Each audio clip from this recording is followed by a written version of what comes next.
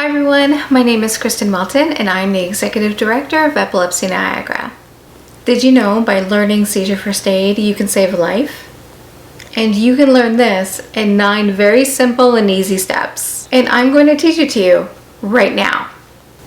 Do you know when a seizure is considered an emergency and you need to call an ambulance?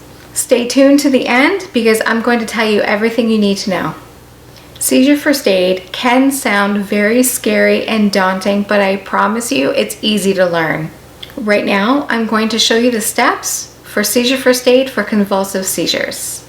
The first step in any situation that is requiring first aid is stay calm because you can help. I'm going to be very honest, convulsive seizures can seem scary. And no matter how many times you see one, they will always be startling. But whoever you are, there are things that you can do to help. Time it. If it lasts longer than 5 minutes, call an ambulance. Most seizures only last 2 to 3 minutes, but if it does go over 5 minutes, it is imperative that you call for an ambulance. When you see a seizure, check the time. Because to the person watching, it might seem like a seizure goes on for ages, but really has only been a few minutes. Explain to others what is going on to prevent them from panicking. And make sure that you ask to be given space. When a seizure is happening, people may wonder what's going on and might crowd around to watch. Explain to people that the person is having a seizure and needs space. That way, when the person having the seizure wakes up, they are not startled or feel overwhelmed seeing strangers staring down at them. Cushion head and neck with something soft. Place something soft under their head and neck to prevent head injury. You can use anything you might have on hand, such as a small pillow or a rolled up jacket. Roll the person onto their side to prevent choking. Sometimes during a seizure, a person might vomit or drool a lot. To prevent choking, turn them onto their side. That way, anything in the mouth will come out instead of blocking the throat or airway. Clear the area of dangers.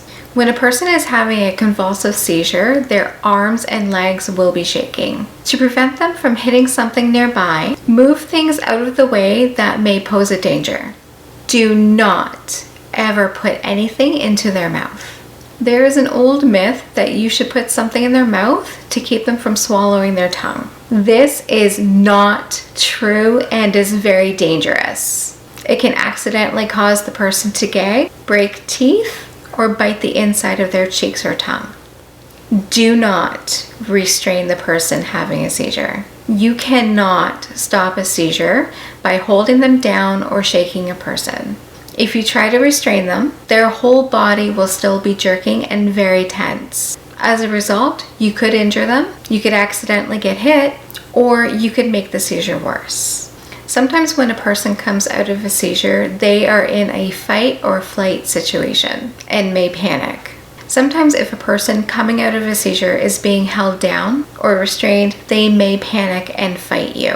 This may cause the person having a seizure major harm or possibly cause them to go into another seizure, which is a whole other medical emergency called status epilepticus. And lastly, speak gently. Be kind during and after the seizure. After a seizure, a person may be groggy or disoriented. By speaking kindly during and after the seizure, not only will you be offering comfort to the person, you will calm yourself as well as others around you. Okay, now you know how to perform seizure first aid, but how do you know when it's a medical emergency? Here are some examples. If the person is pregnant or diabetic, if you don't know how long the seizure was, for example, if you happen to walk into a room or a space where someone is having a seizure and there was nobody around to tell you when it happened, call 911. If the person sustained serious injury, if the seizure happened in water, if you are unsure if this was their first seizure, if it lasted longer than 5 minutes, or if another seizure happened without appropriate recovery, this could be status epilepticus, which requires immediate medical assistance. If consciousness or regular breathing doesn't resume after the seizure ends, labored breathing or chest pain, and if the pupils are different sizes or dilated after the seizure. Thank you so much for watching this video. If you think someone would benefit from this, please share with your friends. If you gained value from this video, please give it a thumbs up. If you are new to our channel and haven't subscribed yet, please do, and don't forget to turn on the notification bell so that you can know when we upload new content or when we're going live. And if you are living with epilepsy, please remember, you may have epilepsy, but epilepsy doesn't have you.